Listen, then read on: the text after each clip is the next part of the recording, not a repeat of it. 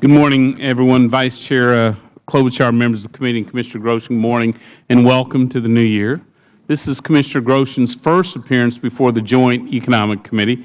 On behalf of the millions of Americans who cannot yet find jobs but are hopeful, we hope that you can bring us better news in the future. I'd like to recognize Tom Nardone, who is retiring from the Bureau of Labor Statistics after 37 years of service. He's been Mr. Numbers for the Commissioner and this committee over the last several years. Tom, we thank you for your dedicated service and wish you the very best in your future endeavors, which, by the way, sound wonderful.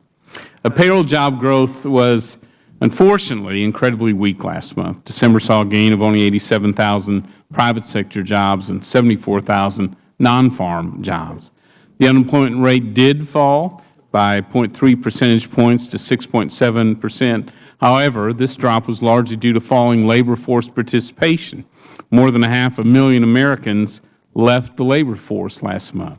Consequently, the labor force participation rate dropped to 62.8%, tying a 36-year low. While it sounds impressive to boast that the U.S. economy added 8.2 million private sector jobs over the past 46 months, economic growth in an average recovery during the past half-century has been 50% larger than the Obama recovery. As a result of this growth gap, America today is missing a whopping 4.5 million jobs along Main Street, and I don't think that's acceptable to anyone. Consider this. The best monthly private sector jobs report of the Obama recovery is lower than the equivalent of the average private jobs report of the Reagan recovery. In other words, not a single month of the current recovery matches even the equivalent of an average month of the Reagan recovery, and that's disappointing. We all know we've got to do better. We should be encouraged that the unemployment rate has declined from its peak of 10% in October 2009 to the 6.7% today. However, it's nowhere near the 5% level the White House promised the American people when the controversial $800 billion stimulus was rushed through Congress on a party line vote. And unfortunately, the decline in the unemployment rate is largely due to falling labor force participation. If you look at it, if the labor force rate had not declined since President Obama took office, the unemployment rate would be nearly 11%. Another disappointing jobs indicator, a smaller percentage of Americans are employed today than when the recession ended over 4.5 years ago. The American people are deeply dissatisfied with the President's leadership on the economy.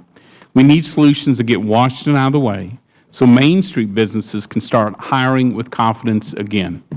Raising the minimum wage and forcing small businesses to pay nearly $5,000 more per worker won't increase hiring. Washington mandating the equality of income won't increase hiring. Extending emergency unemployment programs won't increase hiring, because what the long-term unemployed really need and are crying for are new jobs. The emergency unemployment program is designed for extraordinary circumstances when America's unemployment rate is high and going higher. As the White House reminds us, the unemployment rate has declined in all 50 states and is the lowest since 2008. So, you ask, why are the President and the Senate seemingly turning their backs on job creation?